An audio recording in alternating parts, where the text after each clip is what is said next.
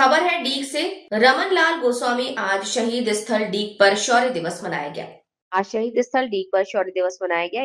13 दिसंबर 1971 को पाकिस्तान सेना से भारत का युद्ध शुरू हुआ, जो 13 दिनों तक चला। 16 दिसंबर को पाकिस्तान सेना ने आत्मसमर्पण किया। पाकिस्तान में से बांग्लादेश अलग स्वतंत्र देश बना। पाकिस्तानी जनरल अमीर अब्दुल्ला खान नियाजी ने भारत के सामने घुटने टेके और आत्मसमर्पण किया।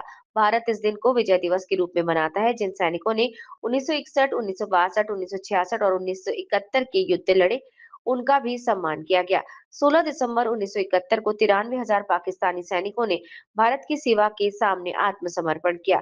ये युद्ध दुनिया के इतिहास में समर्पण की सबसे बड़ी घटना थी। खातिर जीते हैं, उठा तिरंगा चलते हैं, आकाश जमी पे झुकाते हैं।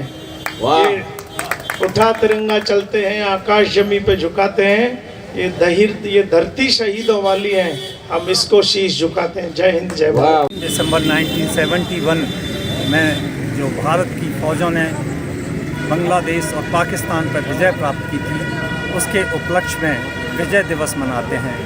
हमारी फ़ौज ने 93,000 पाकिस्तानी सोल्जर्स को कैद किया था, सरेंडर किया था, उनको घुटने पर टेका था। ऐसा पूरे विश्व में आज तक का कोई इतिहास न हुआ है और ऐसा लगता है न होगा। आज हम उन सभी शहीदों को, जिन्होंने अपनी जान न्यौछावर करके 71 की लड़ाई हमको जिंदा पकड़ा, उन लोगों को 93,000 को, उनके लिए हम उनके न्यौछावर पर श्रद्धांजलि देते हैं और उन सब वीर शहीदों को श्रद्धांजलि देते हैं जिन्होंने आज तक हमारे देश को स्वतंत्र रखा है। ये जानकर आपको आश्चर्य होगा कि हर साल हमारे 3 से 4 सैनिक शहीद हो रहे हैं, जो एक लड़ाई और युद्ध या वार के बराबर हम हर साल शहीद कर रहे हैं। तो हमें ये न समझें कि युद्ध ख़त्म हो गया है, ये लगातार चल रहा है। और ये हम चाहते हैं कि हमारी एकजुटता और ऐसा ही हम प्राप्त करते रहें। हम शहीदों को पुनः नमन करते हैं, श्रद्धांजलि। आज हमारे बीच में करीब 15-20 लोग हैं जिन्होंने 71 की लड़ाई में भाग लिया। उनको हमने यहाँ सम्मानित किया, फेंटा लगाया और उनको भी हम बहुत बहुत आदरपूर्वक नमन करते हैं। धन्यवाद। उस युद्ध में हमारे राजस्थान की अहम भूमिका रही, तो उसके बारे में भी कुछ कहें।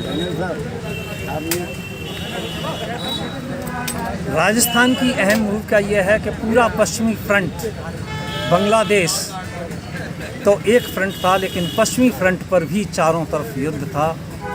और यहाँ पर पंजाब से लेकर के और गुजरात तक हमारी फ़ौजों ने उनको डटकर लोहा मनवाया और उनकी बहुत सारी ज़मीनें हमने ऑक्यूपाई की।